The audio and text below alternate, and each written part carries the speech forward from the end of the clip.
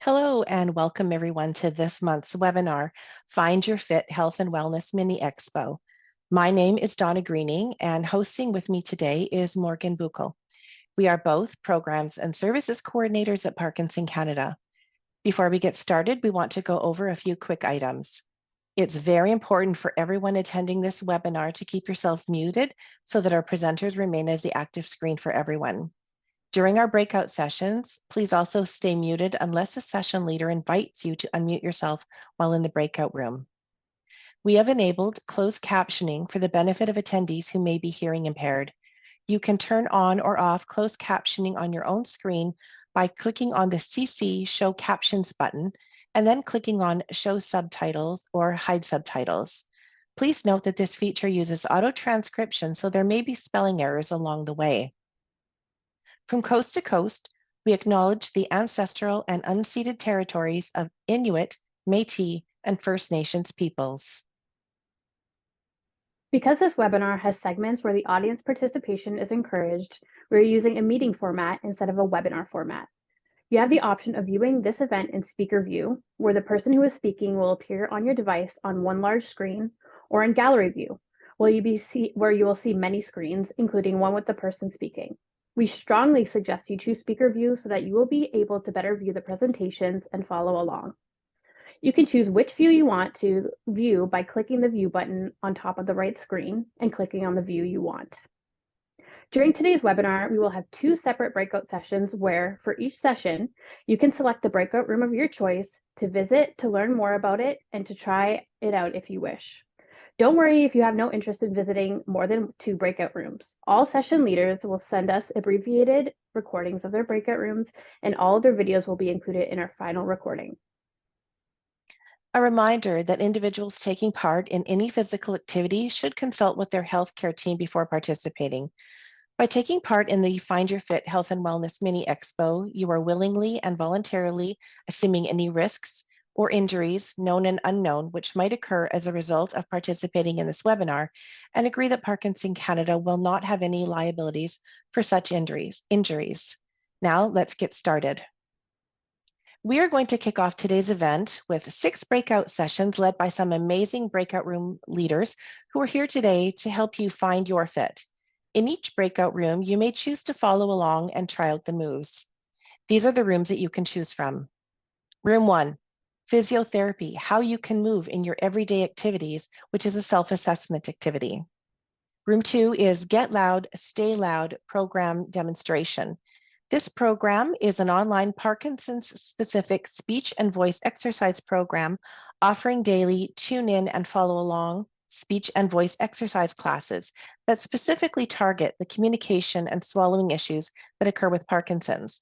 Classes can also be accessed on demand. Room 3 is Movement for People with Parkinson's program demonstration. If you're participating, you might want to have a small, soft tennis ball nearby. This is an online program focusing on quality of movement and dynamics, rhythmic engagement, and musicality in movement, and stimulating cognitive function, memory, and spatial awareness. You can participate in the program either seated or standing. Room 4 is Parkinson's and the Alexander Technique.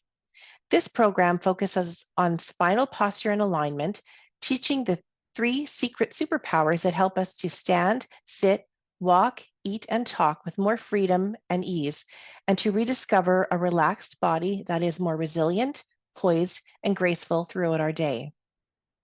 Room 5 is Dopa Beats drumming program demonstration.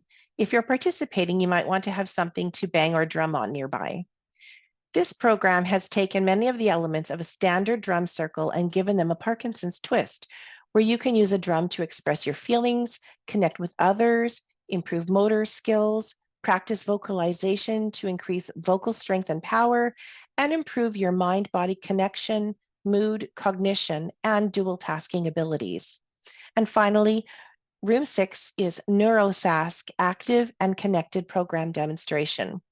This program offers a mix of physiotherapy guided movement, focusing on alignment, postural control, body awareness, range of motion, muscle activation, pain and spasticity management, with some resistance training and cardio, and expert information on brain health and wellness topics. The breakout sessions are not being recorded, so if you wish to turn on your camera so the leaders can see you, feel free. In a moment, you'll see a window pop up with the 6 breakout room choices. If you don't see them, click on the Breakout Rooms button, and that's 4 squares at the bottom of your screen. Simply click on the room you wish to visit, and then click on the blue button to the right of it that says Join. When the session ends, you'll automatically be brought back here to our larger gathering.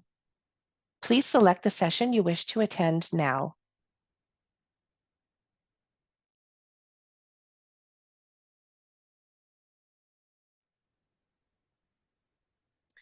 Well, welcome back, everyone. We hope everyone enjoyed the first breakout session. We apologize that there was some technical difficulties. We are going to have one more opportunity for you to visit another breakout session in a little while. But first, we're going to hear from Glenda Doucet-Boudreau, a lifelong volunteer in her community in Nova Scotia. Glenda's causes have been wellness, education, and women's issues. She has received several distinctions, the latest being a service medal presented by Lieutenant Governor of Nova Scotia in spring of 2023. Glenda is a retired registered nurse who started her Parkinson's journey in 2020. Not being interested in sports, but being aware of the importance of exercise for someone with Parkinson's, she joins us today to share about her search for activities she would enjoy and finding ones that fit her lifestyle and bring her joy every day. Welcome, Glenda. Okay, I started my Parkinson's story when I was diagnosed 3 years ago. At the end of my first visit with the neurologist, he looked at me and said, "The best way to help yourself, Glenda, is exercise. The second best way to help yourself is exercise. And the third best way to help yourself is to remember every day is a good day." For me, this was kind of a problem. You see, I've never been athletic, and truth be told, I have 2 left feet and hands. I decided that this was an unproductive mindset and a change was required. Repeating that idea to myself was just not allowing me to progress, so I changed it to, I'm going to learn a new physical activity that helps my body and that I enjoy. It wasn't hard, it's positive thinking. In February 2022, Parkinson Canada hosted a Mini-Expo webinar on exercise programs you could participate in from your own home. I love the demo on dancing given by Sarah Robichaud, founder of the organization Dancing with Parkinson's, or for those of you who like abbreviations, DWP. She explained that the goal for the dancers is to have fun, not worry if you don't get a certain step, but to move as you feel like in that particular moment. She stressed that there was no report card at the end of class. And if there were to be one, we would all get A's because we all showed up. Well, how can you go wrong with that kind of encouragement? Any and all fears and doubt went out the window. I registered on their website a registration that was easy to afford because it's free. Imagine a half hour of dancing every single day of the year, including your weekends, your Christmas, Easter, all those holidays. After that, all that was left was to show up. I loved it that first day, and now I've been dancing daily for 1.5 years. Someone called it blossoming through dance, and I really think that is true. There are also the proven benefits of the music, the greatest being that music is a stress reliever and a stress manager. We cannot underestimate our brain to boost our morale or burst our bubble. Positivity begets positive results, and negativity begets negative results. Theodore Roosevelt once said, "Believe you can, and you're halfway there." The first improvement from dancing that I noticed was better balance. The second improvement was more arm strength, when I stepped in and out of a motor vehicle, but certainly more when I was stepping out. The next movement was a small bicep upon flexing my forearm. I was proud of that bump. I was as proud as a young child showing off his muscles. On Mother's Day this spring, I was surprised to realize that I was capable of little jumps, both feet off the floor at the same time. Even though I was tired of Zoom, it was fantastic with dancing. What changed my mind? Well, it was dancing through Zoom or not dancing at all. DWP is in Ontario, not Nova Scotia, where I live. The pandemic taught us creativity. So now there are in-person and virtual classes in Ontario and virtual classes with the rest of the country. In the snow and cold weather of winter, virtual classes are an attractive option. Not only do we dance, but it's a community of incredible camaraderies. Most of us tune in 15 minutes ahead of class and we chat away. Every second Tuesday after class, we have a program called A Slice of Life. This not only is interesting, but this series features our DWP participants and our instructors sharing stories, life experiences, hobbies, and passions. And we all get to know one another a little bit better and hopefully learn something new. After each presentation, we have the opportunity to ask questions of our presenter and engage in meaningful conversation about the topic. In fact, I believe it became a friendship-building exercise. On an average summer day, a little bit over 100 people join in at noon hour to dance. But in the winter month, the numbers are much higher with over 300 participants. Canadians, Americans, Europeans, and even someone from Israel and India have joined us. The 5 dance instructors are dancers specially trained to work with they're trained to work with Parkinson's clients, but we are always referred to and addressed as dancers. And that sounds so good. It certainly doesn't sound like people with an incurable disease.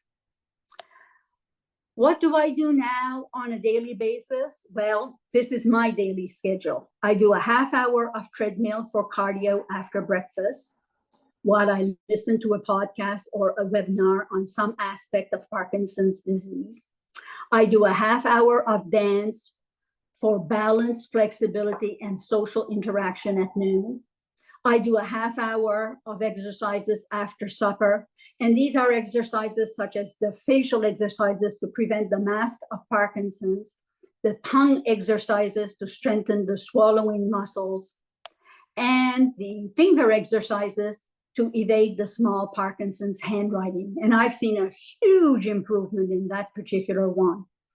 Lunges, biceps, and tricep exercises and squat to strengthen my arms and thigh. On the advice of my daughter, who is a family physician, I wear 1 to 2 pound weights around my ankles and when I do housework around my ankles to help my gait, and on my wrist when I dance to help gain arm strength. You know, it really does work. And these I just get at the dollar store for a couple of dollars. I have proven to myself that it is possible to change one's body image from being a non-athletic to accomplishing athletic type behaviors. I'm proud of my courage and of my perseverance. 2 languages sometimes is not an advantage. In our community, the Recreation Committee has a lending library of equipment necessary for physical activities, such as helmets, skates, waterboards, canoes, kayaks, etc. The idea being that equipment is too expensive to buy and then realize that that particular activity is not for you. So in July, I borrowed Nordique poles, and to my surprise, they are fun to use. I'm in the process of trying to get on their meeting agenda to discuss Parkinson's and adult tricycles. How do I keep my motivation up? I have a fantastic family and a family of friends. And they encourage me by inquiring if I've done my exercise today. They praise me. And if we go out in the morning, they'll say, oh, it's time we go so that Glenda gets home on time for dancing.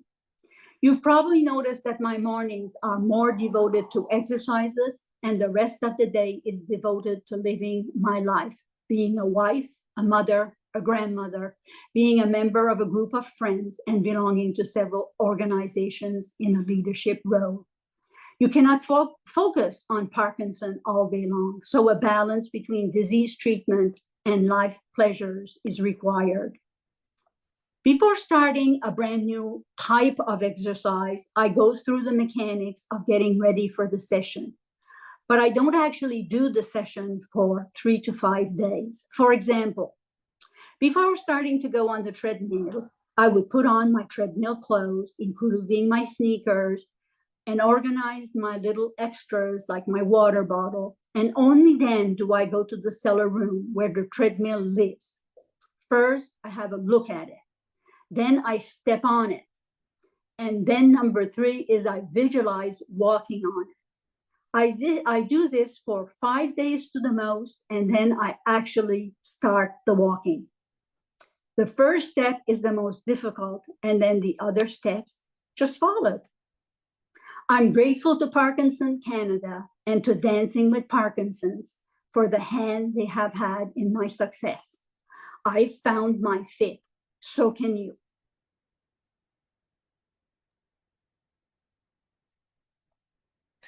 Thank you, Glenda. We're so happy to hear that you found your fit with an activity that you enjoy and are reaping the benefits.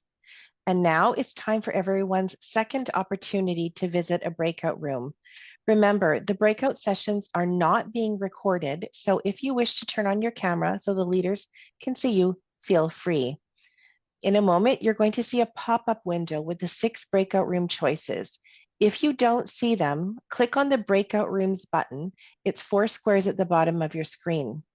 Alternately, you may need to click on the 3 dots at the lower right of your screen to find the breakout rooms option.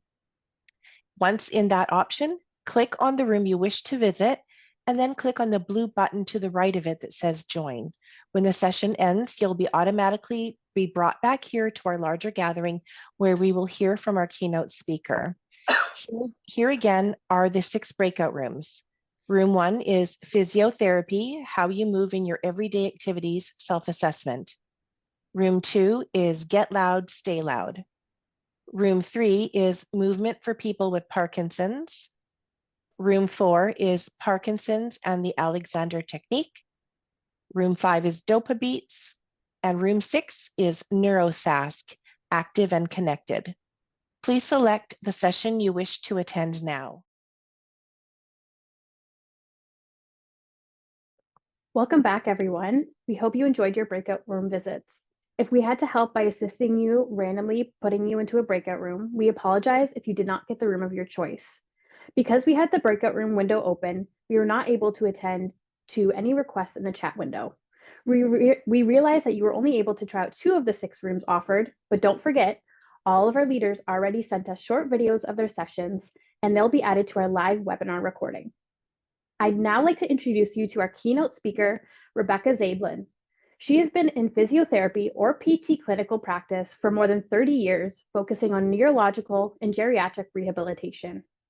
She has completed an advanced degree and an extensive postgraduate training and certification, including both LSVT Big and Power for Parkinson's.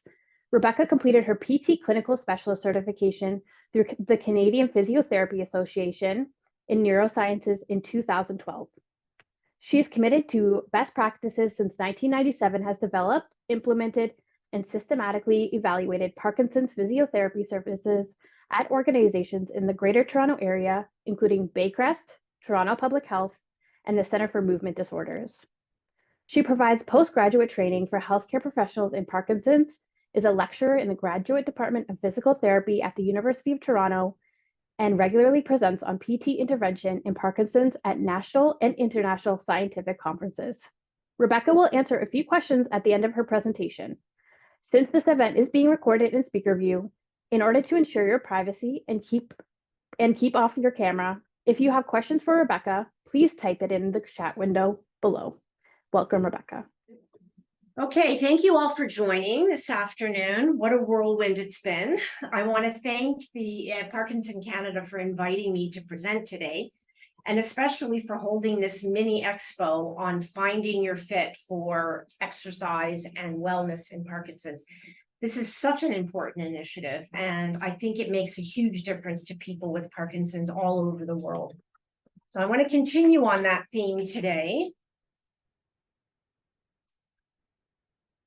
I'm speaking today from One Step Ahead Mobility Physiotherapy in Toronto, where I work with a phenomenal team of expert physiotherapists, health professionals, to offer physiotherapy and other services for people with Parkinson's. And although we only have one clinic site, we serve as a resource to healthcare professionals and people with Parkinson's throughout Canada, and indeed collaborate also internationally. We're happy to try to help no matter where you're located, and you will find our contact information at the end of this presentation. My physiotherapy practice, both within the Ontario healthcare system and now in my private clinic, has focused for over 30 years on helping people with Parkinson's live well. Many people with Parkinson's and their loved ones and others have asked me over the years what exactly physiotherapy for Parkinson's is, why is it needed, and if and how it relates to other exercise and wellness programs for people with Parkinson's. So I'd like my presentation today to at least answer some of these questions. In this short talk today, I want to highlight what I believe are important take-home messages from today's Mini-Expo. These include your role as the person with Parkinson's in being informed and making the right choices for you to help you live well with Parkinson's. And the fact is that each one of you is an individual. And so no one size fits all or someone else's way of doing things could ever be valid for everyone else. As well, I will of course highlight the essential role of ongoing physical activity, because I am a physiotherapist after all, and how expert physiotherapy fits into this picture. And over the years, as I said, I've worked with many hundreds of people with Parkinson's and their care partners, as well as other healthcare professionals and exercise professionals. And I found that there are a lot of misconceptions of what physiotherapy is in general, and especially what physiotherapy for Parkinson's can be. And I hope to play a role in debunking some of the more common myths about physiotherapy in this presentation. So first of all, the obvious, Parkinson's is a chronic condition. And what does that mean? Acute conditions are conditions that can be cured. A chronic condition changes your life, has long-term impact, and usually there is not a cure for the condition, or at least not now. The traditional medical model is called a curative model because most of the time, the aim of medical interventions is to cure a problem. For example, if you break a hip, you have hip surgery that puts the bones together, you go through a period of recovery, and the problem is solved. But chronic illness is, by definition, incurable with lifelong effects. And people in first world countries like Canada are living longer and with more chronic conditions. People with chronic conditions like Parkinson's actually spend very little time with healthcare professionals. In fact, a colleague and friend of mine with Parkinson's wrote in The Guardian in 2013 that she spends about an hour with her doctor a year, and the other 8,765 hours in the year, she manages her Parkinson's on her own. And for many people with Parkinson's, this is not a complete exaggeration. The problem is that most people with chronic conditions, including those with a diagnosis of Parkinson's, don't have access to the knowledge and skills that they need to limit the impact of the condition on daily life. Research in the last decades has identified the essential components of successful chronic illness management. And these include being empowered to manage the health condition and well-being in partnership with healthcare professionals, but not only with healthcare professionals. And the term self-management has been defined as learning and practicing the skills you need to live well with a chronic condition. In the self-managed approach to living well with Parkinson's, you are an active player. And in this model, you're encouraged to make informed choices, to adopt new perspectives and skills that can be applied to new problems, and to practice new health behaviors. Not an easy task for sure. But I want to stress that the self-management approach does not mean self-care or that you're doing everything for yourself. No one can do that. In fact, this is considered the work of chronic illness, the work that you have to do to care for your condition, whether it's medications, exercises, etc. The work to try to keep your life to be as normal and full as you can, and the emotional work to keep all of this together. It is a lot of work. And your business is Parkinson's. That's basically what it comes down to when you have a condition like Parkinson's. This is your business. And just like all business owners, you can't do it all yourself. You manage it by educating yourself, getting the support you need, utilizing the experts as needed, and making informed decisions about your healthcare and other needs. You, as the business owner, are ultimately responsible for the outcomes, but you're not doing everything yourself. And the goal is to have the best quality of life as possible, with or without Parkinson's. So with Parkinson's, yes. And if you think about it, you already have a bit of a self-management team, if not a whole team in place. You may not have all the players you need even right now, and you may need different team members at different times. Of all the members of your self-management team, you likely see your healthcare professionals least often, and your neurologist or movement disorder specialist the very least of all. You may or may not know about other healthcare professionals who can have expert knowledge and training and who can help you with your self-management journey. But today, I'm going to at least introduce you to what physiotherapy can do. So most people at this point know, well, people with Parkinson's anyway, that being physically active is really important, in fact, essential to managing Parkinson's, together with medication when it's prescribed. And most people have a vague idea of what physiotherapy is. But many people with Parkinson's, and even other healthcare professionals and physicians, are not aware of the research into the role of physiotherapy in Parkinson's, or that there are evidence-based guidelines published on this topic. In fact, the American Academy of Neurology says in its guidelines for Parkinson's management that neurologists should be discussing the option of seeing physiotherapy with their patients at least yearly. Now, I don't think this is yet standard practice, certainly not in Ontario. So what is physiotherapy, or physical therapy as it is called in the United States? Physiotherapists are healthcare professionals concerned with human function and movement and maximizing human potential. There it is, that's the definition. Many exercise professionals have university degrees and they have special training. Physiotherapists complete advanced university degrees, masters or doctorates now, and specialists have even more training. Physiotherapists are healthcare professionals, just like physicians, nurses, and others. We're licensed and regulated by licensing bodies. There are standards that we must adhere to in order to practice.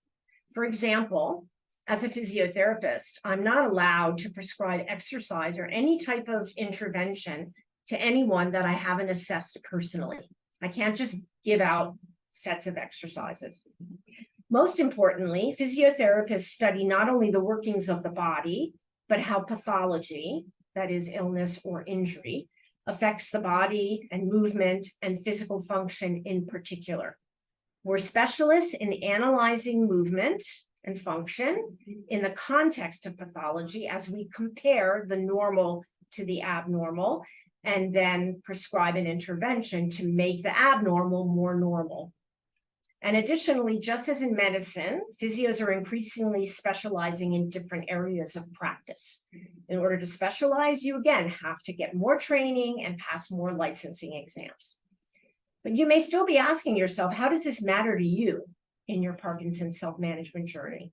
You may already be very physically active or have gotten lots of advice from different people about what you should be doing. You may attend Parkinson's specific exercise classes, and that's great. What do you need a physio for? This pretty much sums up the typical responses and objections I hear when it comes to the role of expert physio in Parkinson's. So I'm going to try and address these one by one or two by two, if possible. So first of all, is a physio a physio a physio? There's lots of physio clinics out there, but we, in our clinic, we specialize in Parkinson's. What does that mean? When most of you think of physiotherapy, if you do it all, you're thinking of general or orthopedic physiotherapy. A general physiotherapist deals with muscles and joint dysfunction and pain, primarily caused by injury or illness to the musculoskeletal system, meaning your bones, your joints, your muscles. In Parkinson's, the problems aren't primarily pain or strength. It's not the main problem. And if there are problems such as these, the source is different than with an injury to the bones and the joints. In Parkinson's, the movement problems are caused primarily by changes in the brain. Parkinson's is complex as well. It's a combination. Movement is affected by a combination of motor and non-motor symptoms, of which you're all aware. So, for example, fatigue or sleep disorder, those can affect your ability to move well. Anxiety. These non-motor symptoms interact with the motor symptoms, and the person who you're working with has to know how this is affecting you. There are the effects of medication and now even surgery on movement. And in fact, I'm involved right now in a randomized controlled trial, a study that's looking at if physiotherapy after deep brain stimulation surgery is beneficial to people with Parkinson's because they are so different after the surgery. Parkinson's is progressive and changeable day to day, within one day and over time. You've all experienced it. And as we age, we're also more likely to develop other chronic conditions that can compound the Parkinson's effects and have to be addressed. And probably most importantly, our knowledge related to Parkinson's and exercise and what helps and what doesn't help. All of this is being researched all the time and improving at the speed of light, what we know. And only a person who specializes and really focuses on only this area is going to be able to keep up with all of these improvements that are happening. Now, in the European Physiotherapy Guidelines for Parkinson's, they define an expert physiotherapist for Parkinson's as someone who assesses and treats at least 10 people with Parkinson's a year. At your regular corner physiotherapy clinic, they're not seeing people with Parkinson's for the problems of Parkinson's. In our clinic, for example, our physiotherapists see between 75 and 100 different people with Parkinson's every year. So we have a lot of expertise in this area.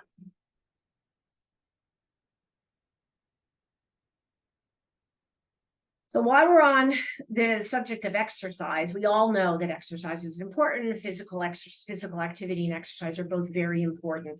And there's a lot of research also that's coming out now about how intensive exercise may slow down the progression of Parkinson's. But what people are not as aware of, I think, is that there is evidence that shows from longitudinal studies that people with Parkinson's are actually less active even before they're diagnosed. They start to become less active than their age-matched peers. And as Parkinson's progresses, they become less and less active. And that's one of the reasons why our focus in just about everything, all information about Parkinson's, is really focusing so much on physical activity and exercise. A sedentary lifestyle contributes to worsening of both the motor and the non-motor symptoms, and increases disability or your difficulty doing everyday activities when you're less active. That's about how I feel. Let's go to Lululemon, but then we have to exercise. That's not the fun part. We know that people with Parkinson's are less active than others and that this gets worse over time. What we often hear from people with Parkinson's is a lack of awareness of their movement problems, though. When we assess people with Parkinson's, one of the first things we ask is, what are you having trouble doing? So think about this yourself when you're a person with Parkinson's. Often people tell us, well, I can do everything. It may be a little slower, I'm not as good as I was before, but I can do everything. With a little prodding, it turns out that there's more to it than that. When physios talk about functional mobility, this is what we mean. It's the purposeful physical movement of the body or of one or more extremities. The idea is movement to do something. And these are good examples of different functional activities and things that a lot of people with Parkinson's start to have some difficulty with or do slightly differently, even when they're first diagnosed. You may note that you have some difficulty with these or other aspects of your daily life. In early Parkinson's, you may find that you can do it all, but you're slower and clumsier. And in later stages, there may be things that you have a lot of trouble doing or that somebody else does for you. But people with Parkinson's in all stages, it doesn't matter if you were just diagnosed or you were diagnosed many years ago, you can improve both your movement and your functional abilities. Physical activity and exercise, this is a very important point. They're not the same as functional mobility. And doing one will not necessarily generalize to better function. So if you go to an exercise class or you work out, you need to do that. And it's really good for your overall fitness. But your ability to do things like turn over in bed, get up from low seats, cut your food, sign your name, in order for that to get better, you actually need training for the way you move. It's not enough to go to an exercise class. So that's another misconception that we hear a lot. There is often a lack of awareness of mobility changes. As you know, the motor signs of Parkinson's take years to develop before you're diagnosed. So it's happening inside you and you don't necessarily realize that you're not moving the way you did before, unless someone tells you. And changes are mostly to automatic movements. So all of these things here are automatic. We don't think about or plan how we're going to put our coat on. But these things get affected by Parkinson's. And that's why you need to relearn and retrain how to do these things more normally so that you're always able to do them. The second part of the misconception is that you can't move any differently. We hear this a lot. This is just the way I move. There's nothing I can do about it.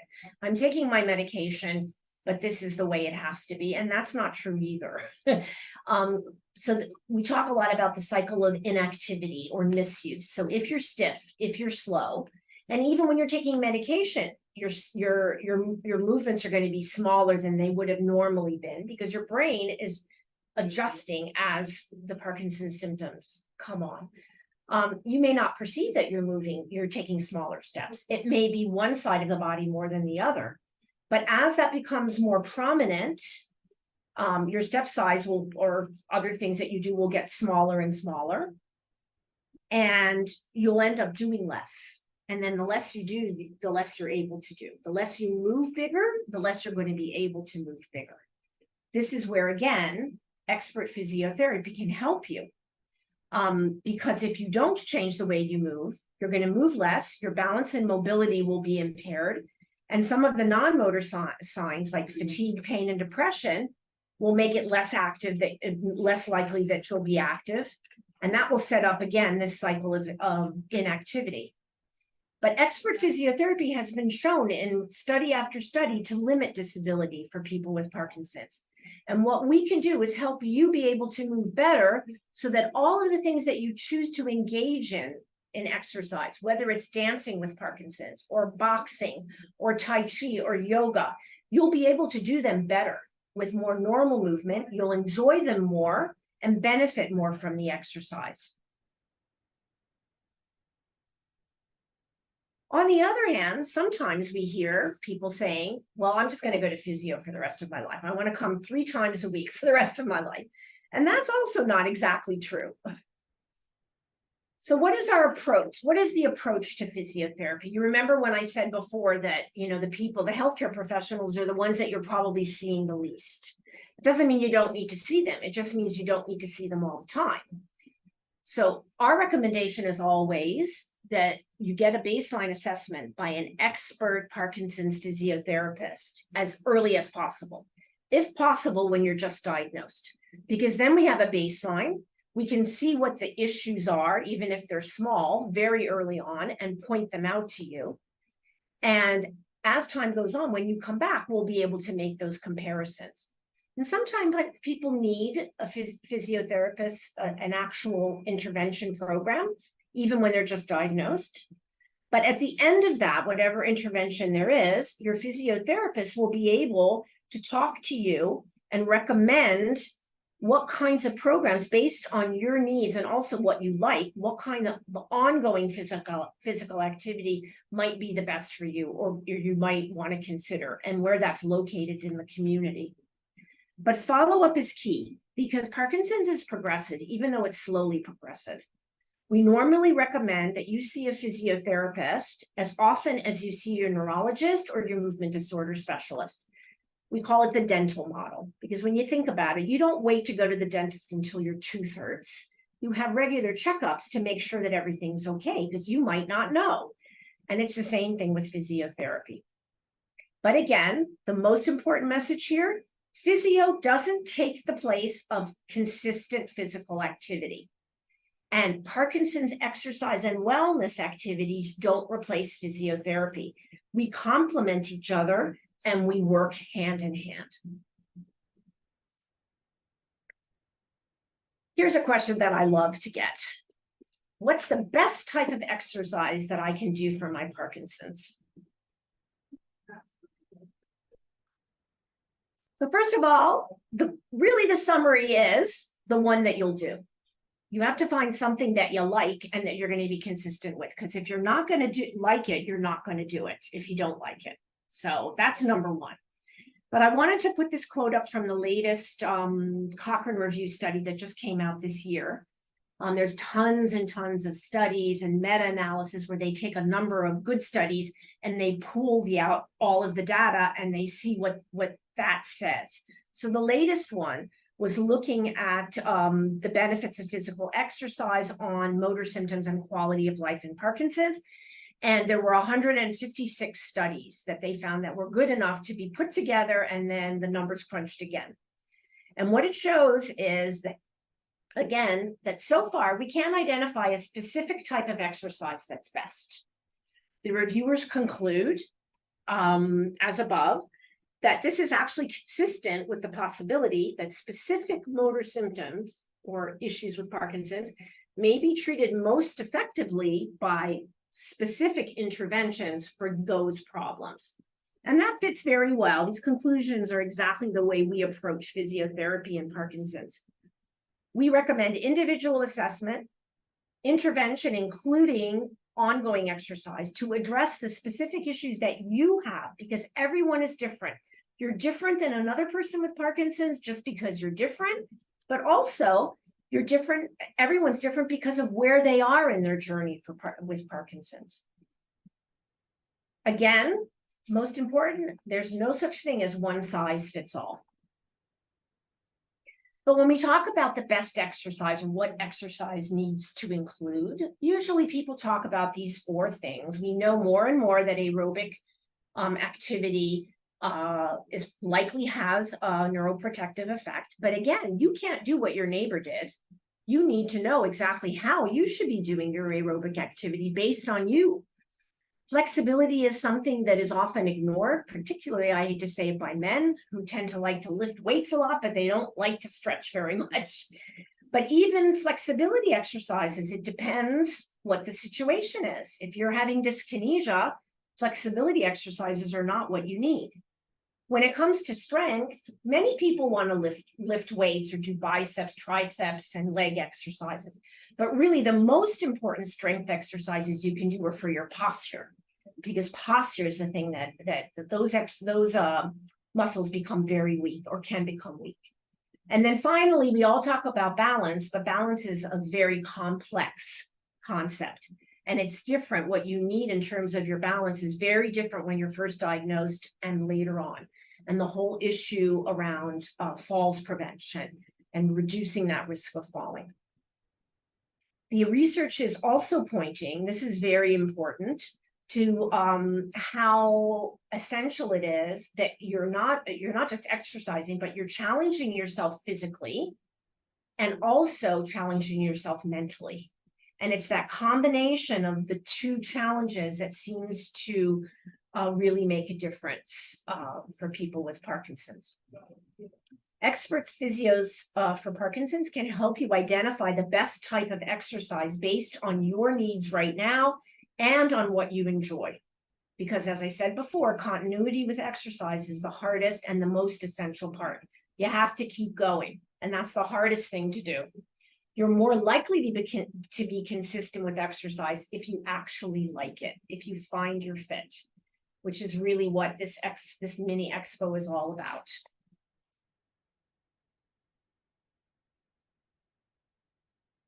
People will say, I can't exercise because I have whatever. There's always exercise that you can do. And then over COVID especially, and I think our previous speaker really highlighted this, that one of the only benefits of COVID was that we all got used to virtual, all kinds of virtual things. But it's never too late to become more active. It's never too late to be able to do more for yourself and better than you're doing now. You're not alone. There are people all over the world who are accessible to you just with the flick of a button. You can start, if you're looking for an expert physiotherapist, you can start with your local Parkinson support group or chapter. You can contact Parkinson Canada. You can ask your neurologist or your movement disorder specialist. They often know of expert physios, but they don't always offer the information unless you ask directly. In some areas in Ontario, I know there are. I'm involved in some of them. There are one-time programs for people with Parkinson's that also offer some physiotherapy, and they at least connect you to experts that you can maybe turn to once you're discharged from the program and get ongoing follow-up with. You can contact the physiotherapy college in your province or the registrar in your college or your state. They should know of physiotherapists who specialize in Parkinson's. You need and deserve expert help. You deserve it. Advocate for it. And if you need help getting information, you can always contact us. So now I'm going to open this to questions if there are any, and give you all an opportunity to take down some of the information on your screen now. We're always happy to help in any way we can. Thank you. There's one question in the chat. How can you control shuffling of? How can you control shuffling? Should I go on with the questions now? Yeah, yeah, go ahead. Yeah. Okay, great. So one of the questions in the chat is, how can you control shuffling of legs? That's a big question. If you attended one of the breakouts, I talk about that, particularly with turning. Okay, and certainly in physiotherapy, we spend a lot of time with a lot of our clients with Parkinson's working on bigger steps and less shuffling and how they go about moving so that their feet actually move. And it can be a big danger, because if your steps become too small and you're shuffling to the point where your feet are almost stuck on the ground, then you're at higher risk for falling. Okay, so it certainly isn't something that I can answer over a chat, because as I've emphasized, there's no one size fits all for anyone with Parkinson's. But also I think it's important that you know that it takes time. It's not something that a physiotherapist can tell you or someone can tell you to do and it'll get better just by knowing.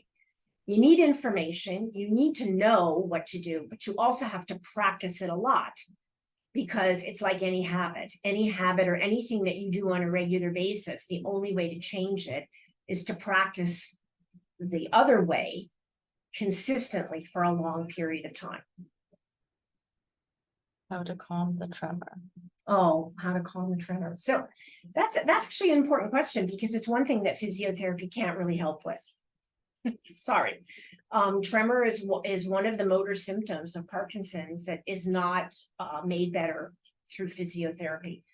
The one thing that might help is you may notice that your tremor is worse when you're anxious or when you're tired, or when you're stressed about something. And sometimes, and this isn't necessarily physiotherapy, but sometimes deep breathing techniques, listening to meditation tapes that help you calm your body and your mind, you might notice that the tremor goes down when you're practicing these techniques. But there isn't anything physical or any intervention that isn't through medication or surgery that can change tremors on a consistent basis. Okay, reshuffling. Can we practice longer strides on a treadmill? And just repeat it so they can hear it. Okay, so someone's asking about shuffling. Can we practice longer strides on a treadmill? So we do some of this with some of our clients with Parkinson's. We do use treadmills a lot, but we find that people have to practice with supervision in order, A, to get it right, and B, to be safe. Yes, you need bigger steps, but you also need bigger posture. And that takes time. All of these things take time. Just taking bigger steps on a treadmill is not going to do it. It's part of a bigger package. Okay, diagnosed 11 months ago, that big one in the middle. Someone is saying they were diagnosed 11 months ago. 1 month ago, started finding it difficult to get up from a low seat. It hurts the thighs. Yes, it can be improved with a type of not an exercise program, but physiotherapy can help you. You're going to an exercise class is not addressing the functional issue that you're having. You can get stronger, you can get more flexible, and that will be helpful. But to actually be able to get up better from a chair, you have to relearn how to do it properly. And I think the next one's getting in and out of bed. So. And getting in and out of bed, same story. People with Parkinson's tend to try to get up without turning over at all. It's another big issue that many people with Parkinson's have, and physiotherapy is really helpful for this. Is that it? Yeah, best way to get out of it. Everybody's doing things slightly differently. I'm not even legally allowed to give you advice on how to do things without meeting you personally and assessing you personally. But I can tell you that physiotherapy for Parkinson's, this is exactly what we address in the physiotherapy and help you with. Freezing of gait, was that though? Freezing, yes. If you're freezing, you need to see your doctor and you need to see a physiotherapist. Because freezing leads to falls, and falls lead to injury. And injuries lead to all kinds of other horrible things, including not necessarily being able to walk on your own. So again, everyone, no matter where you are, what stage you're in, you can get some help for your problems. We can't necessarily make things as good as they were 20 years ago, but we can do a lot to help you move better, move more independently, and move more safely. PT versus OT. Oh, okay. Well, repeat that. Physiotherapy versus occupational therapy. Well, they're not versus. We do work hand in hand. Occupational therapists tend to work more on things involving arms and hands. And for us at our clinic, because we haven't been able to access or meet any occupational therapists who work specifically with people with Parkinson's, we've done the additional training so that we can also provide what people need in terms of using their arms and their hands, especially with Parkinson's. But there are many, many occupational therapists I know in the United States and Canada who specialize in the issues of Parkinson's. What about higher doses of medication increasing side effects? Well, I can't comment. Someone asked about higher doses of medications and increasing side effects. I mean, certainly we know about this, and it's part of what we assess. And when we get this information, we look at things based on all the information that we get. But I can't comment on dosages or whether you'll have side effects or you won't. The one thing I do want to say is that physiotherapy and exercise cannot take the place of medication if you need medication. I think there are quite a number of people with Parkinson's that I've met recently who are concerned about going on medication or being on medication. That's something you need to discuss with your doctor. But generally, people who are on the right dose of medication do best in physiotherapy because you're not fighting your body. We've got a Q&A tab here. Oh, Perhaps we can take one more question, Rebecca, before we have to wrap up.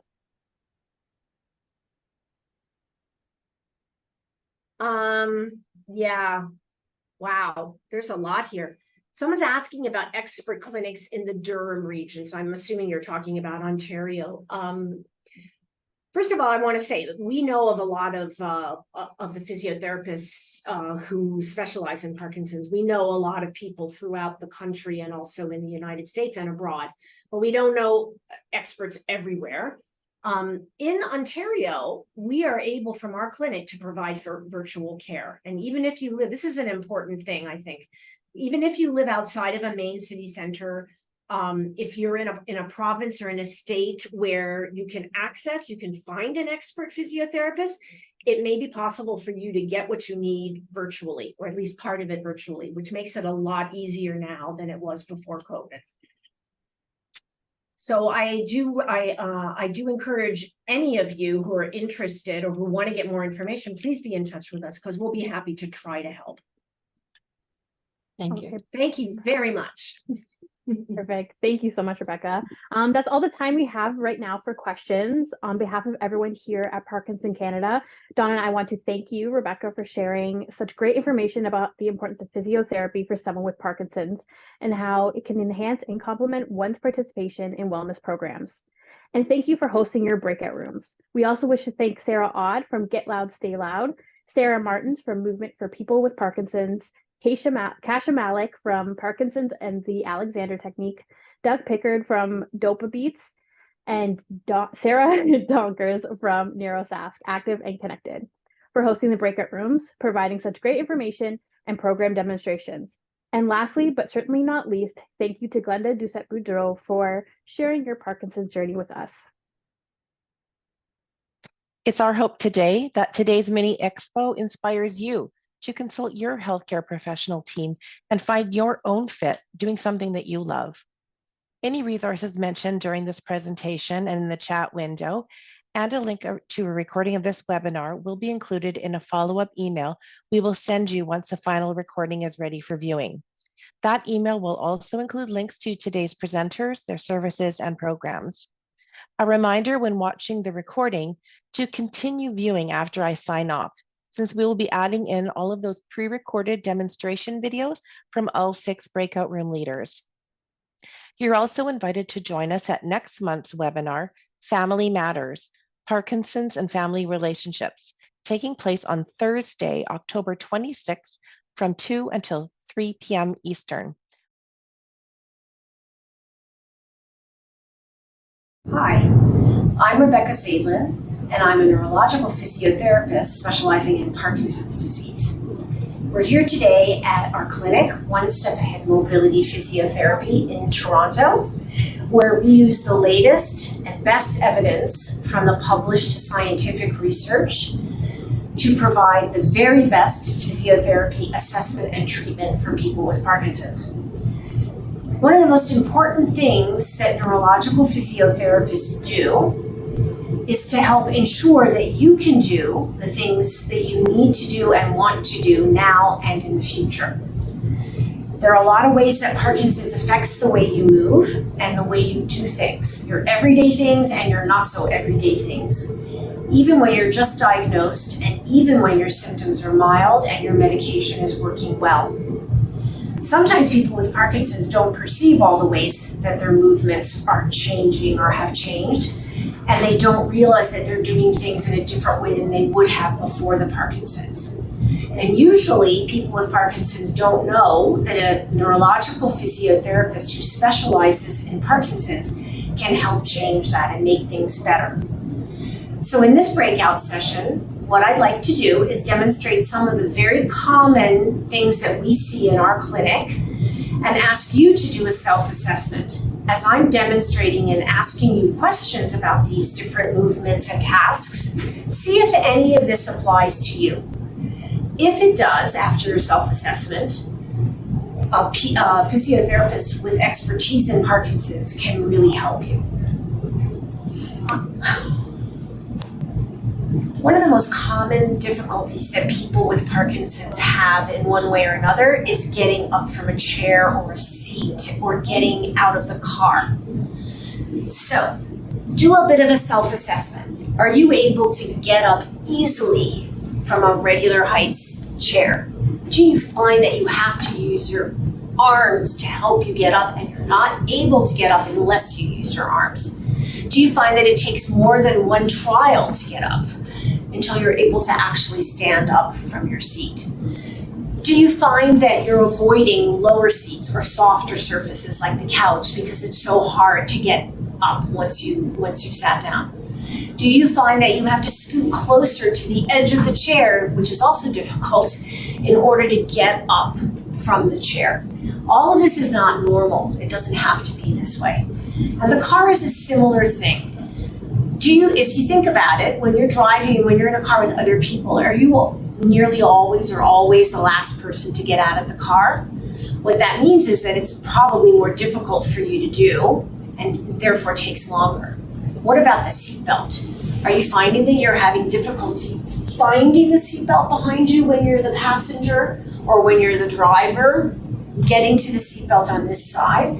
When you start to pull it down, are you able to pull it down in one go and buckle it? Or are you getting stuck with your movement? And if for some people, they actually need help to get the seatbelt down and to put it into the buckle.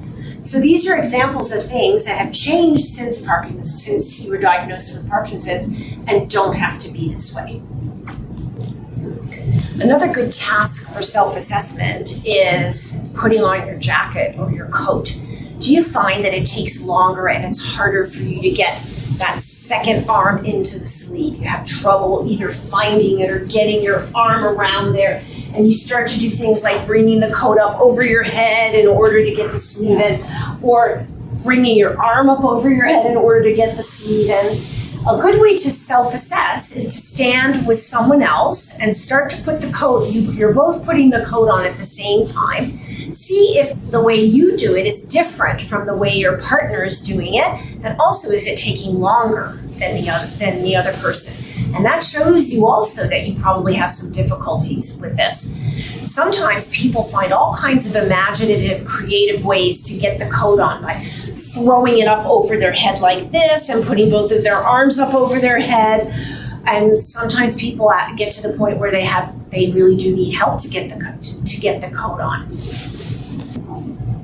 Pay attention to how you're using your hands.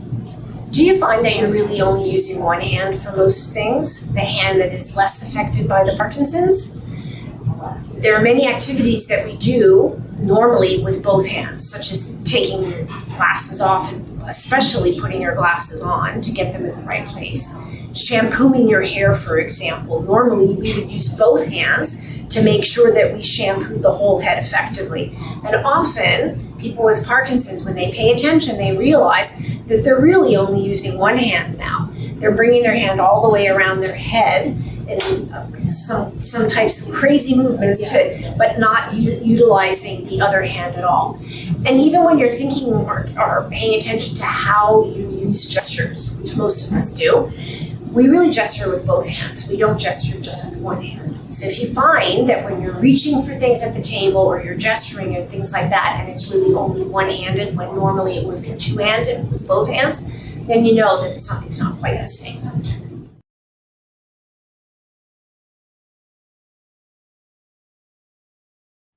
Welcome, my name is Sarah Odd. I'm a registered speech-language pathologist and the creator of the Get Loud, Stay Loud program.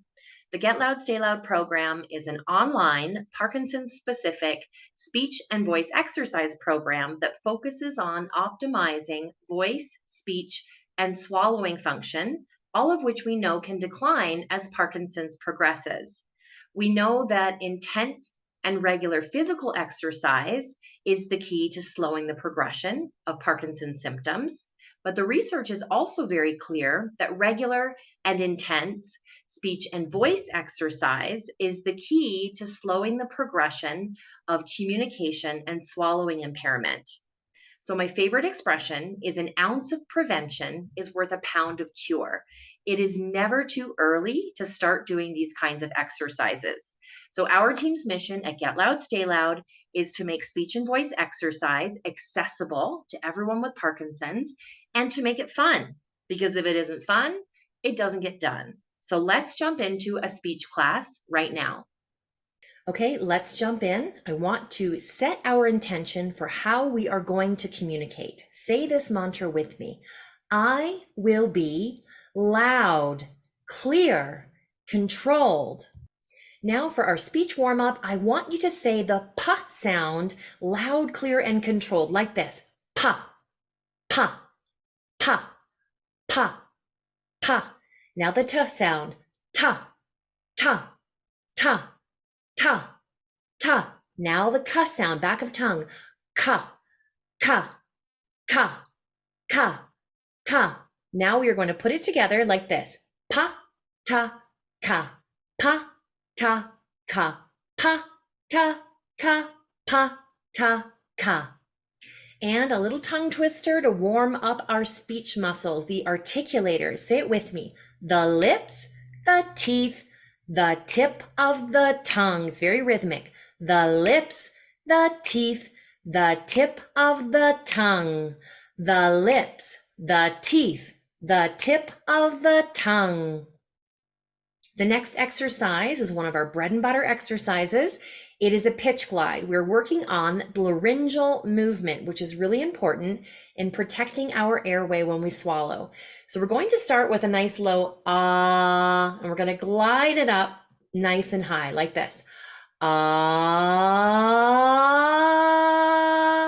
Now take a good breath at the top. We're going to start high. We're going to glide it low. Ah.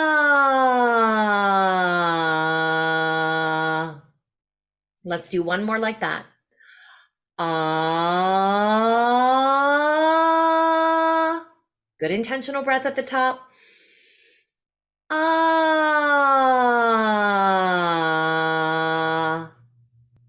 This pitch exercise is called a siren. We don't stop at the top. So let's take a really good intentional breath, and we're going to glide up and over the mountain and back down the other side like this. Ah. Let's try it again. Ah.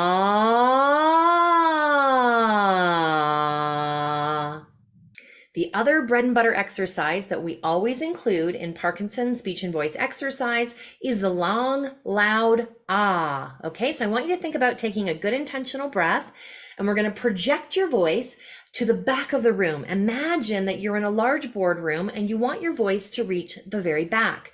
So let's hold this for 5 seconds. Start with a good intentional breath. Ah. Good. Nice open mouth, projecting the voice to the back of that imaginary boardroom. Now we're going to keep that voice volume up, and we're going to say some functional phrases. So say the first one with me. Good morning. The second one, where are my keys? And the last one, would you like a coffee? So remember, we're exercising the vocal muscles. Okay, so another long, loud ah. Let's try to hold it for 6 seconds this time. Good intentional breath. Ah.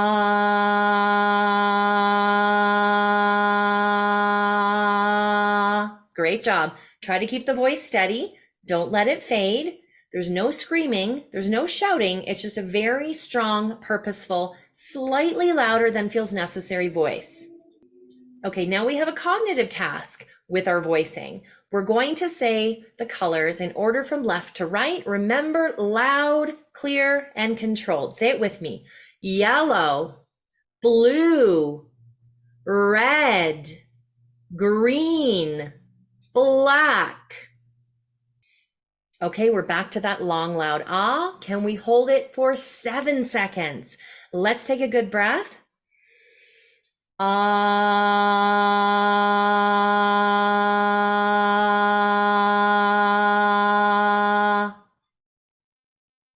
Now we are going to do some simple math problems. So you have to think about what you're saying and keep your voice loud, clear, and controlled.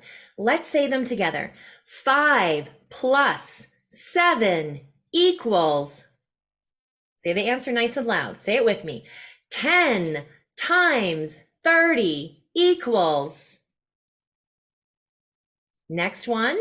25 minus 12 equals.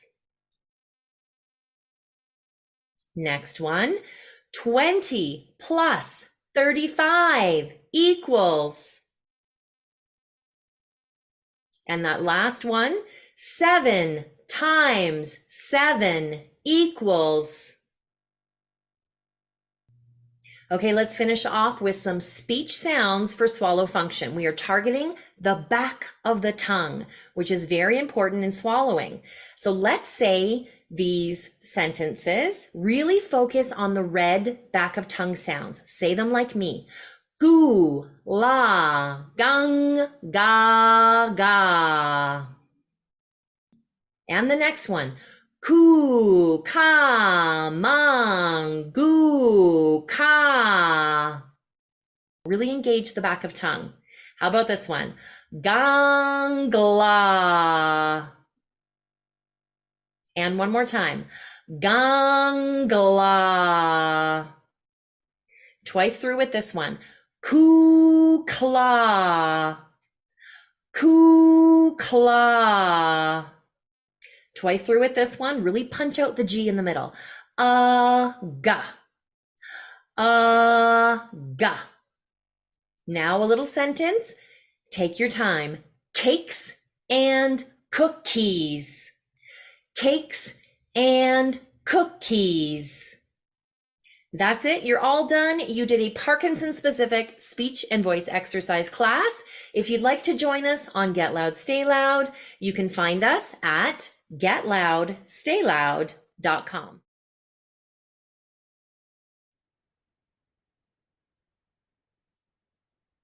Hello. Hi. Welcome to my Movement for Parkinson's class. My name is Sarah Martins, and I am a movement teacher who specializes in teaching movement for people with Parkinson's. And today, I thought I would just give you a little taste of what we do in a longer class. Just have a few minutes to go through a few movements that I feel are fundamental. I usually start my classes with focusing on the feet, because the feet are how we connect with the earth and how we sense and how we balance. So let's get started, and I'll ask you just to take your socks off if you have socks on, and find a chair with a hard surface that you can sit on, not sink too far down into a soft cushion. Preferably a chair that doesn't have arms on the side. Okay, so let's get started. Seated. And just take a moment, feel your feet on the floor. Feel your sits bones on the chair. Notice how you're sitting. Notice how your head is in relationship to your rib basket, in relationship to your pelvis. Okay, and let's begin either by taking your hands under your leg, picking your leg up, and then letting it drop. Or if that's not available for you today, then pick your leg up and drop it forward. So we're going to allow the leg, if you're picking up the leg, just to dangle and then drop. Then pick up the other leg, dangle and drop. And I'm letting the balls of my feet meet the floor first. Then the heel. Looks like a toe, ball of foot, and then heel movement. And every time I do this, I'm thinking of my feet grounding a little bit further down into the earth, rooting down. Lift and root. So let's do one more on each side. Lift root, lift, root, and then really ground down. Feel your feet grounding into the floor. Feel where the surface of your foot meets the floor. And then breathe here. Great. And now let's bring our hands to our belly in the center of our balance, center of our body. And just do a few kind of warming massage circles. Allow the breath to deepen into the belly. Very nice. And then I'm going to picture like I have a really long, tight stocking on my legs. I'm going to take my hands and I really want to firmly press and roll the stocking all the way from the top of the leg to the foot. And I'm going to stay on one side a few times. And here, an option, if it bothers your back or any other part of your body to go down quite so low, just stay at the top where you can pull the stocking from the upper leg to the knee. But if it's available for you, every time you pull the stocking down, you can exhale and pull the stocking up, inhale. Lovely. And then we'll take the hands back to the belly for a little belly massage. Good for digestion. And then we'll go to the other side. So I'm going to really feel a nice firm pressure all the way down to the foot. Inhale, pulling up. And let's do this a few more times on the second side. Each time I'm doing it, I find a different part of my leg that I can make contact with. Exhale down and inhale up. Lovely. And then let's bring the hands back to the belly. Take a moment, notice how you feel through the feet, through the sits bones. And then we'll explore a little bit more kind of this weight shift idea. So I'm going to start rocking my upper body forward and back, keeping my spine nice and long. And when you do this, you might notice where your weight is shifting in your feet. A little bit more forward as you come forward, a little bit more back into the heels as you come back. And also into the sits bones. Feeling the sits bones where the pressure is there. Okay, so this is an exploration that we can use to come to standing. Though if you prefer to stay seated, we stay seated and explore this weight shift motion. Either way, we're going to use the arms to kind of help us swing up and settle back down. So we're going to reach and lower. Reach up, swing back. Now, if you're preparing to come to standing, you feel that little kind of lift under the arms that helps bring you up. And then you can stay standing and swing the arms up and back a few times. Very nice. And then we'll move on to what's called the rotational embrace, one of my favorite movements. And we're going to bring the legs wide. So this can be either done seated or standing. The legs are wide, and you're just going to begin to feel the weight shift, dropping from side to side. And if you do this for long enough, you'll really feel the muscles in your upper leg, your quads starting to work here. Great. So you're just bending the knee comfortably, feeling that little push from side to side. And then we're going to add the arms, and this is where the rotational embrace comes in. I'm rotating my embrace on one side as I drop the weight into that side, drop to the other side. Very nice. Good. Same idea as seated.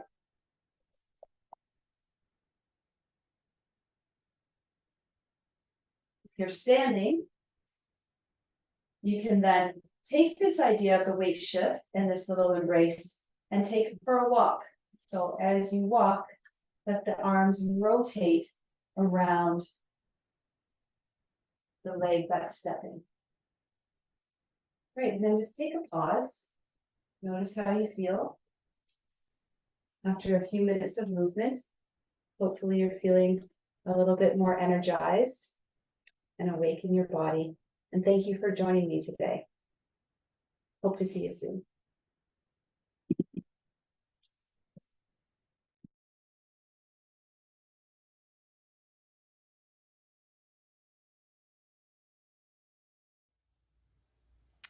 Hi, I'm Kasha, and I'm an Alexander Technique teacher, and I specialize in posture and alignment and helping you do the things you love to do without body pain and body discomfort. So what is the Alexander Technique?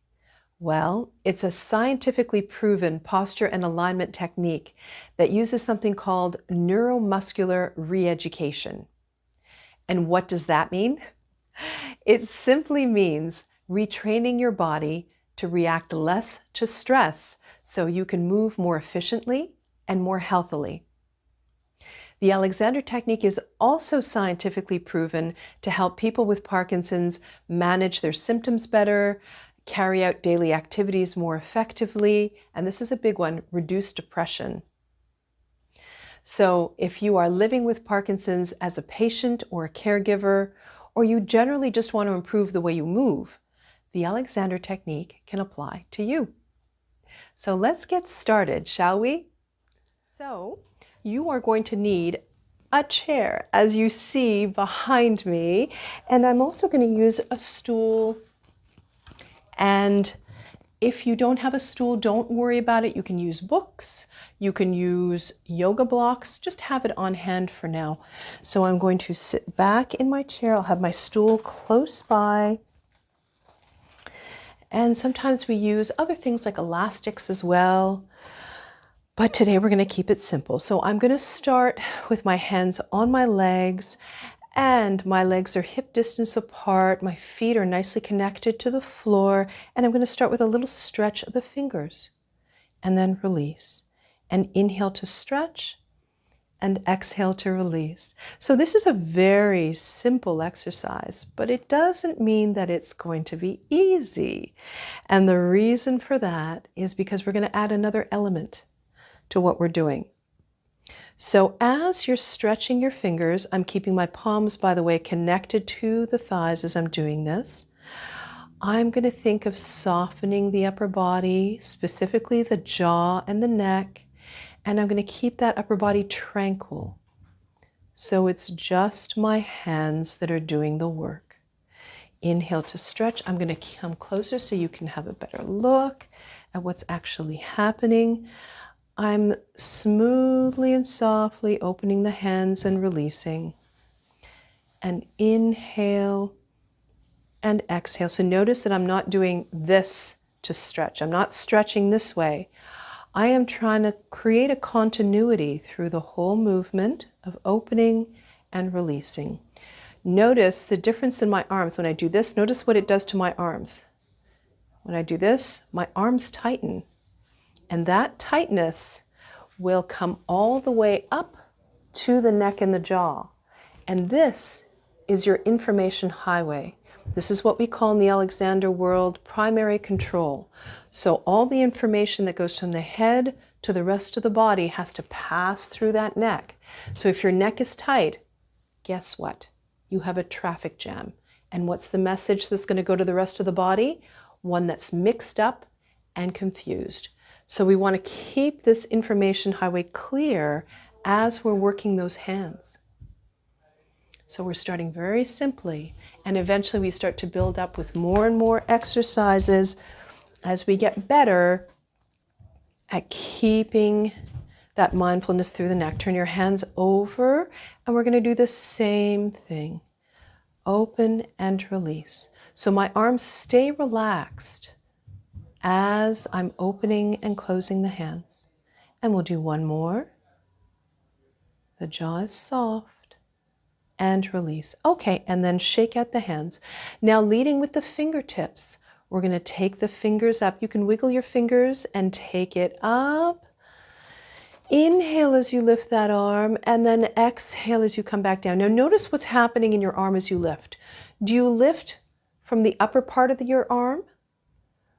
Or are you able to find some support from under the arm? So the fingertips lead the movement and the rest of the arm just follows. So the shoulder doesn't have to get over involved. Because remember, what happens when the shoulder gets over involved is that it creates tightness in this area again. So we want to keep that nice and soft and tranquil and come back down. Okay, now from here, we're going to work the bottom of the nervous system, which are the feet. So you're going to bring your stool or your book, whatever you have, and if you don't have something, just put your foot on the floor. It's okay. But for now, the leg is relaxed, and you're just going to flex the foot and release. So the upper body is completely relaxed. It's just the foot. Inhale to flex, exhale to release. Inhale to flex. How relaxed can you keep that body so that everything moves with fluidity and efficiency? And one more, inhale to flex and exhale to release. Okay, and take that foot down. The priority is not to see how far you can flex that foot. The priority is how much you can stay out of your own way as you're working your body, regardless of what you're doing, whether you're stretching, doing a yoga class, washing the dishes, walking your dog. How quiet can you maintain this upper body? And it takes practice. This is not going to happen after 5 minutes, after a 5-minute video, or a 15-minute video even. It takes practice and repetition in order to change all those neural pathways and to create better habits in your body. And last one, and release. And bring your foot down. Okay, from here, let's take our hands down, and we're going to do a big movement. So you're going to lengthen down, open your hands, and feel your feet on the floor. Inhale, and exhale, open behind you. And once again, inhale. The more that you release the neck and the jaw, the more your head will naturally want to float upwards, and the longer your spine will become. But you have to create that space by not overworking that area. And one more time, up, and exhale to release. So to recap, this is what we want to avoid with the neck. We want to avoid that tightening as we're working. And we want to keep that fluidity through the neck open. And we don't do it by pushing up either. So you're not pushing, because that's the opposite of where we want to go. We want to keep that softness. So instead of down here, we're just letting go. Soften the neck and the jaw. And that's it for today.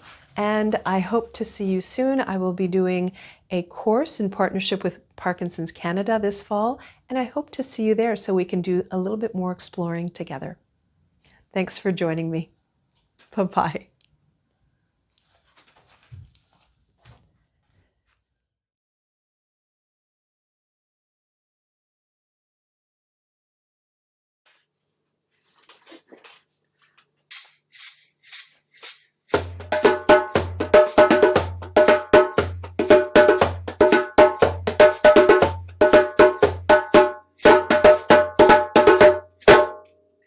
Hello, welcome everybody. I'm here to show you a little bit about what we do in Dopa Beats, which is a drumming class for people with Parkinson's disease. So it's Parkinson's specific. So we do all kinds of things to help to kind of work on some of the symptoms of Parkinson's. We're trying to make you walk faster, feel like you're part of a community, improve coordination and agility, all kinds of things.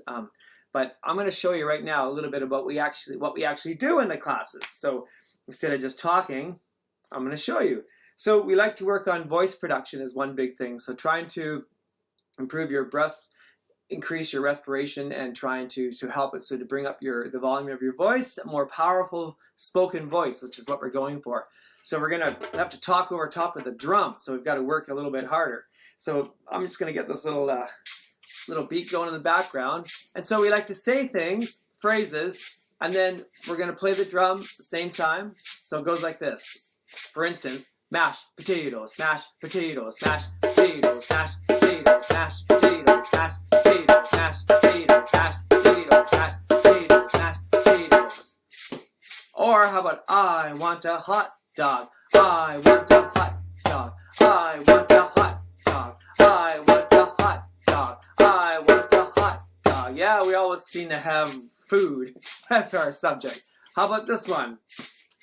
Dopa beats, dopa beats, everyone loves dopa beats, dopa beats, dopa beats, everyone loves dopa beats. That's another one that we can do. So it's kind of fun. We do all kinds of different phrases, all food related for the most part for some strange reason. So it's just kind of fun to talk and play the drum at the same time. It's also good for dual tasking.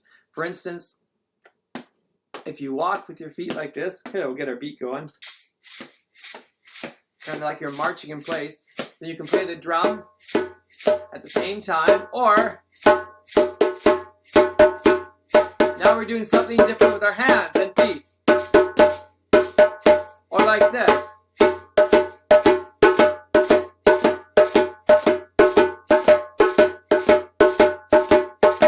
Or we can even do some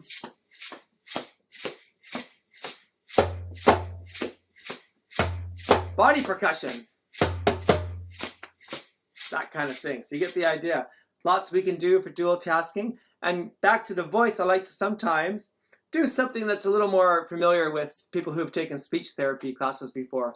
We'll do these long, hauled out sounds like an ah-ah-h, ah, but we'll play the drum at the same time. Ah,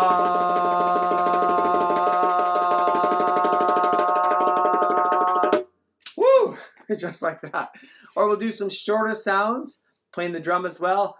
Ah, ah, ah, ah, e, e, e, e, oh, oh, oh, oh, e, e, ah, oh, all kinds of different sounds. We can get fun, we can get silly with it. It's fun to get silly.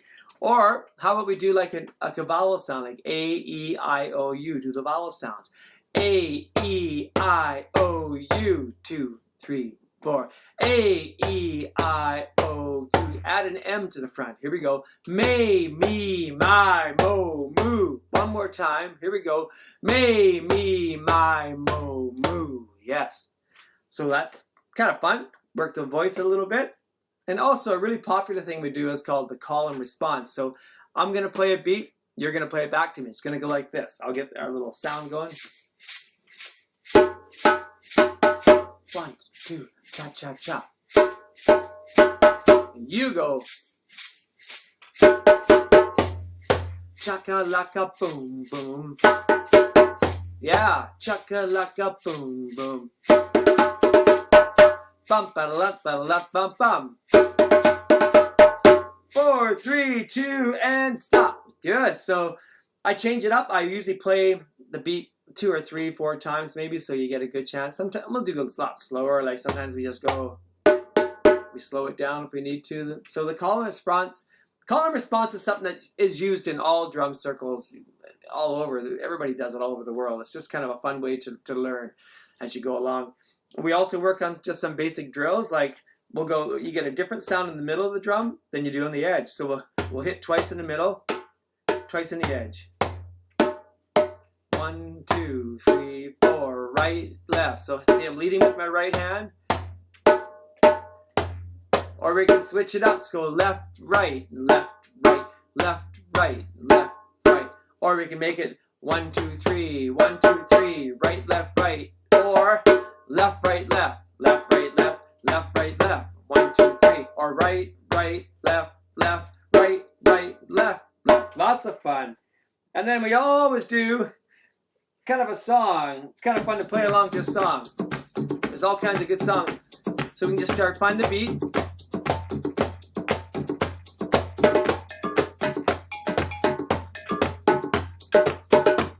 Sometimes it's just loose. We just jam and have fun.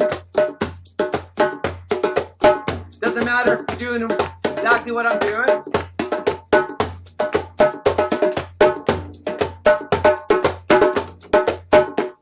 You can just tap like that even.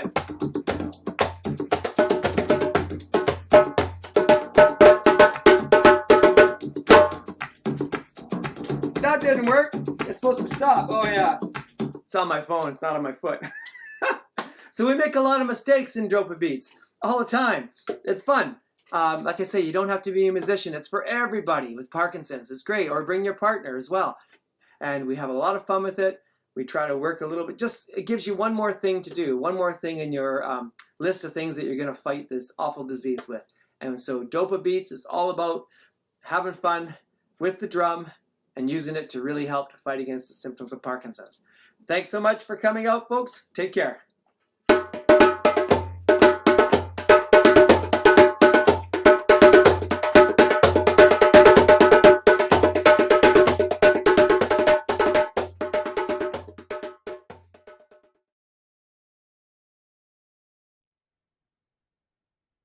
Hello, my name is Sarah Donkers. I am a physical therapist and a researcher.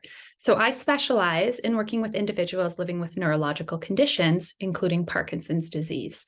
So we run a program called Neurosciences Active and Connected. It's a virtual program. We use Zoom. It runs year round and it runs as a drop-in program. So you can just join whenever it works for you. We have different components to our program. So we run an active portion, which I'll demo in just a little bit. We run a stretching portion to help with symptoms that you might feel, such as that tightness or that stiffness. So we just want to try and help encourage good alignment and maintaining range of motion. And then we also run a connect portion where we bring in guests and guest experts, so neurologists and researchers and other healthcare providers experienced in working in neurological rehabilitation. And so our connect guests cover topics on brain health and wellness, and it's an opportunity for you guys to ask your questions. Of course, we also play some brain games and tell lots of jokes to get you thinking and hopefully keep you smiling. So I'm going to move into a brief demo of our active portion. So we always want to make sure our participants are nice and safe. So choose movements that feel right for your body. We want you to challenge yourself, but not push yourself too far. So we're going to be sitting. Make sure you've got some space around you. If you're in a wheelchair, we want the brakes on. We're going to start by sitting up nice and tall, imagining there's a string from the crown of your head pulling you up towards the ceiling. Let's start with them shoulder rolls up and back. See if you can feel your shoulder blades sliding along your rib cage. We're going to roll our shoulders open. We'll do 2 more like that. Just warming up the spine. Last one, let's hold it as wide as we can through the chest. Take a great big inhale, arms overhead. And then an exhale, letting those arms come back down. We're going to do 1 more like that. I want you to think big with your arms and lengthen your spine. And as you lower your arms down, try to keep the length in your spine. Our movement class is a mixture of cardio and weights, as well as movements just to keep us moving well through the spine. So we're going to start with some cardio. We're going to do arm rolling. It's bringing your arms out in front of you. You're going to just start rolling your arms. They may not look like mine. You might want to count 1, 2, 1, 2, or right, left, right, left. The goal here is just to move your arms, maybe 1 at a time if you need to, or 2 if you can do it. You're just trying to move your arms a little faster than you normally would. We want to get your blood pumping and that heart beating. See if you can speed it up. We have 10 seconds here. 3, 2, and 1. We'll take a quick break. Not too long. We want to keep our heart rate up. So we're going to try and circle in the other direction. So if you need that help to get you going, think 1, 2, 1, 2, left, right, left, right. And when you're feeling good, you're going to try and speed it up. Remembering we're trying to sit up as tall as we can, winning that fight against gravity. Try to stay open through your chest and just make sure you're breathing. Hopefully you're breathing a little faster than usual. Let's speed it up here. If you're feeling really good, you can move those arms up and down. 2 more times. Good, last one here. And just take a quick second to catch your breath. We're going to do a few weights. It's okay. You can do without weights if you need to. I just grab cans of food around my house. I've got chickpea and coconut milk here. Whatever you have nearby, you're going to sit up nice and tall. We're going to slowly lift our arms out at about a 45-degree angle. So not to the side, not in front, but just in that in-between. This really helps strengthen our shoulder stabilizers. And notice I'm going slow now. So when we're looking to strengthen our muscles, we want to move slowly against gravity to get a little bit more load through our muscles. I want you to think of sitting up nice and tall and really reaching through those hands as you come up and down. Last one here, reach and slowly lower. We're going to turn it into some bicep curls. So elbows up and slowly lower your hands down. Try to keep those elbows still in space. We'll do 2 more. Remembering to breathe and of course to smile. Good, last one here. If you can, you're going to lean forward. You can also do this sitting up straight if that feels better for you. But if you lean forward, you want to think energy through the crown of your head. And we're going to pull our elbows back behind us. And best you can, straighten those arms and slowly lower them down. So we want to focus on activating all of our anti-gravity muscles. So the ones that can help pull out of that flexed posture that Parkinson's tends to pull you in. So you're going to think long, reaching those arms. We'll do 2 more here. Good. And slowly down, coming back up.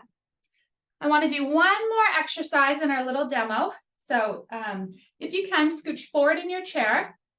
Have your legs nice and wide. Again, that string pulls you up tall.